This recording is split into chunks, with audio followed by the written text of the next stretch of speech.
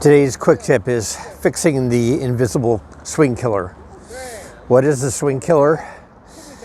It is from our hitting posture, it's the premature straightening of the body prior to getting into contact with the ball, or the forward thrust and extension of our pelvis towards the ball before we get into contact. Why is it invisible? Because first of all, it's so fast. Between the slot position and contact is just a fraction of a second. Much too fast to see in real time. And even with slow motion analysis, if people did that, they'd really be focusing on the arm and the hand positions, whereas where traditional tennis always has us focused and not on the body, what the body's doing. But it's the body that's the problem here, not the arm or the grip. Now, this is much easier to see in other swinging sports, like baseball, for example. You would often see because the baseball and golf are at from a stationary hitting position, we often see the baseball player preparing in the batter's box, and they're standing somewhat vertical like I am. But when the pitcher starts to pitch, we see something totally different. Then the batter goes into his squatting position with a forward tilt of the body, weight in the balls of the feet, knees bent, and from this position they can swing, make a powerful upward rotational swing. Now, if the baseball player from this deep hitting posture suddenly, before they made contact or got to contact, stood up, then all they would have is their arms to swing in this horizontal manner, and it would look very funny. And we say, of course they can't swing, they're just using their arms. Well, we have exactly the same problem in tennis, except we don't see it. We have the player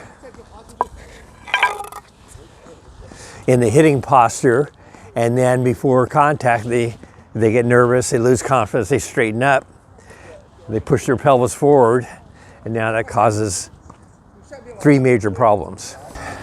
The three problems the straightening of the body produces is it changes the ideal point of contact in the swing, and we'll talk about that in a second.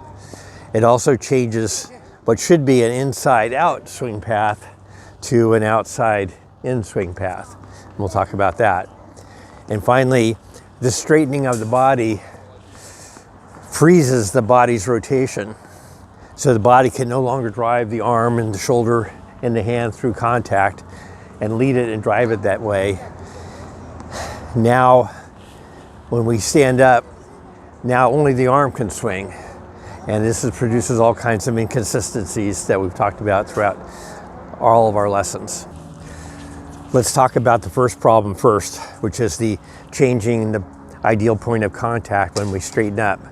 So let's just pretend that I'm using a straight arm forehand technique, but the same thing applies on the back end. But for this example, let's keep my arm straight out here, and I'm going to get somewhat in a tilted angled position for contact on my forehand, slightly in front of my lead foot, and the path would be ideally something like that. But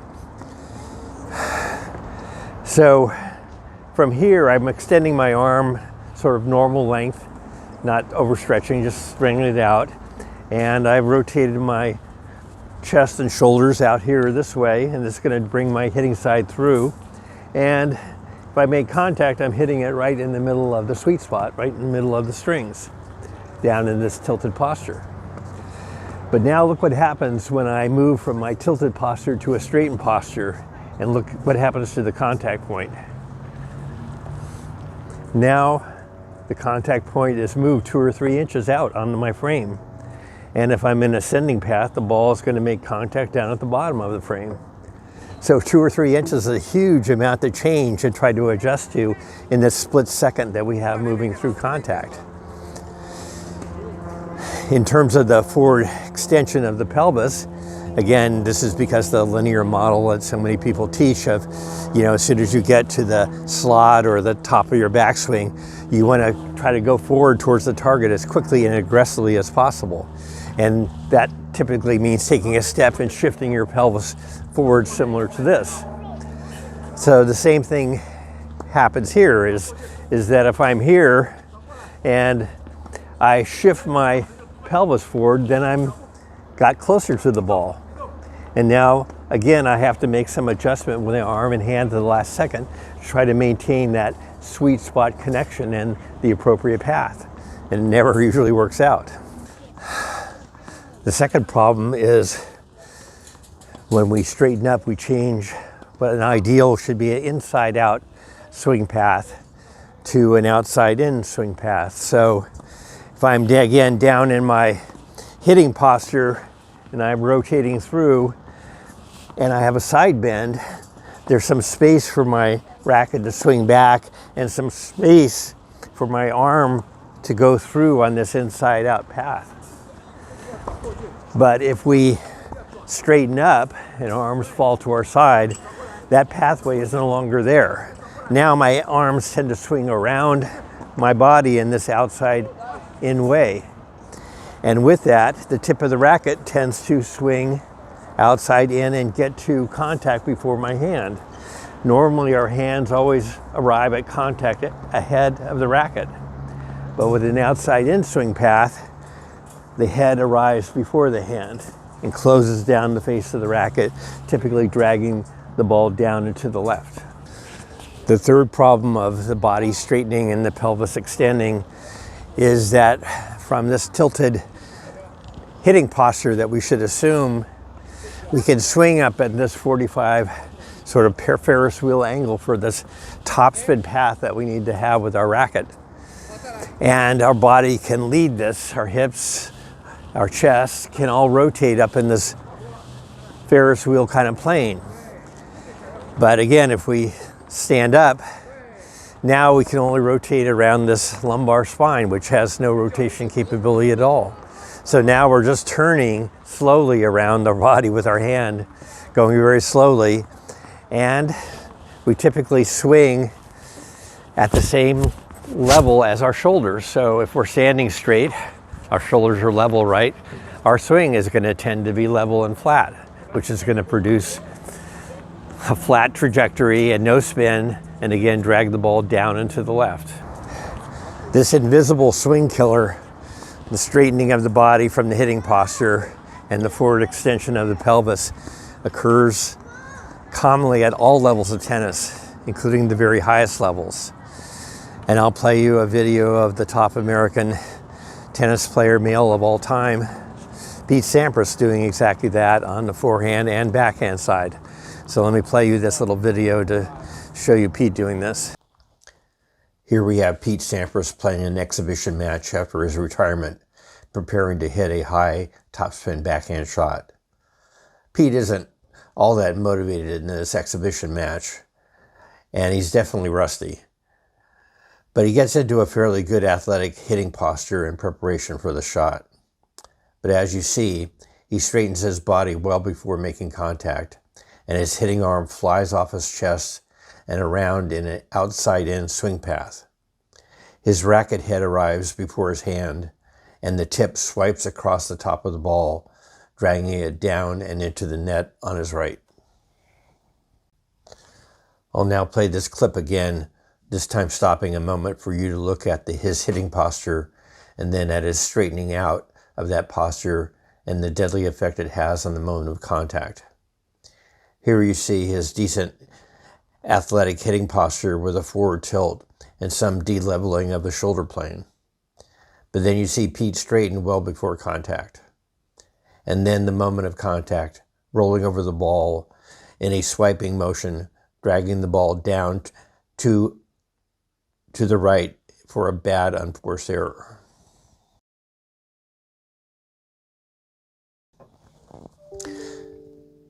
And now we'll see Pete make the exact same straightening movement on a topspin forehand shot in the same match.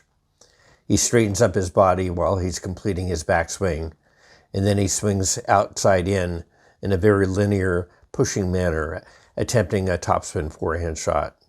But the result is the same, swiping across the ball and dragging it down and into the net to his left. So how do we see this invisible error problem, and how do we fix it? We see it, first of all, by filming ourselves from this camera orientation, not just being filmed of me, face on and in slow motion.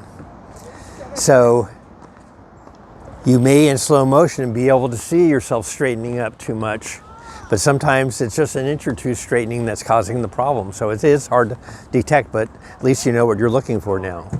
But the big tip will be how your racket is coming into contact. If your racket tip is swinging out ahead and tending to close the front of your hand, that's probably a sure sign that you're doing this body straightening. And this is what, as I've been saying for some time, Coco Gauff has been doing on her forehand. She has one of the greatest two-handed topspin backhands I've ever seen, and maybe will be of all time. But she has all kinds of problems on her topspin forehand. What's the difference?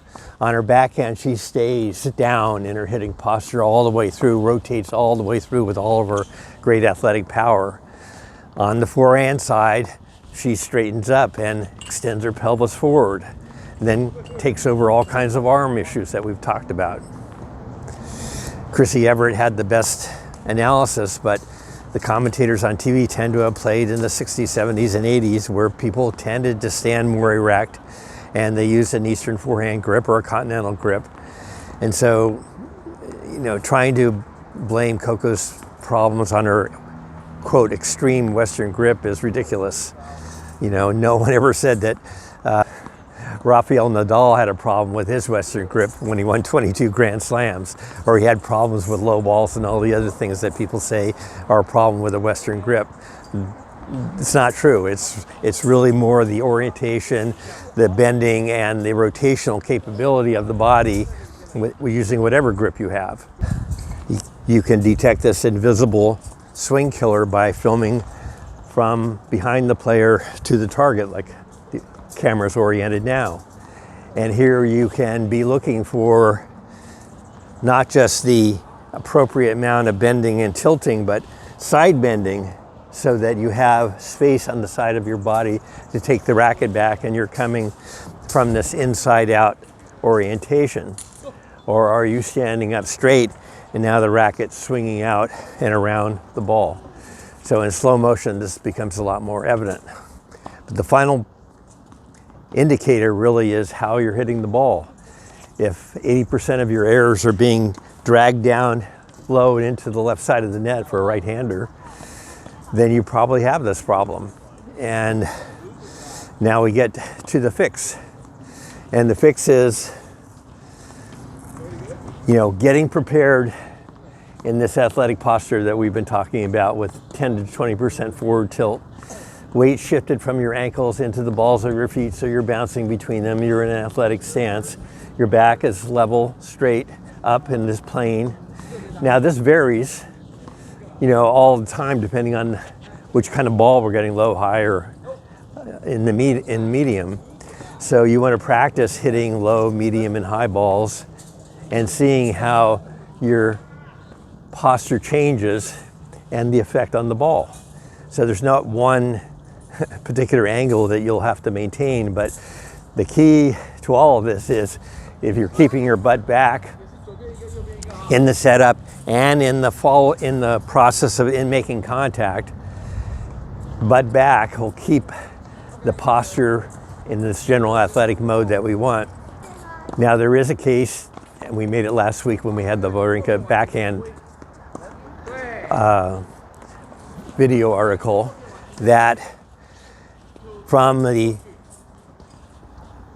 hitting posture on forehand or backhand side, as we actually move into contact, there is a case to be made for straightening the leg and the pelvis as we pass through contact, just at the moment we're passing through contact.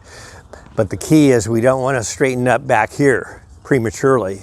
Then we're going to be flattening our swing plane and coming around the ball, driving it down and low typically. So in summary, how to fix this problem is, first of all, to pay attention. Film yourself in slow motion. And secondly, to practice deliberately, so you can pause between each of your hits, evaluate where it's going and what kind of error you made if you made an error, and then try to make a correction on the very next swing and keep doing that over and over again. Don't just mindlessly be hitting balls one after another against the wall or the ball machine. This is what typically players do. So you have to be very mindful, and you have to pay attention to what errors are being made. And then overall, basically keep practicing and focusing on your athletic posture, your tilts, the forward tilt, different levels according to different balls, and the side tilt, so that you have a path to take the racket back on and come forward in an inside out path. That's the fix.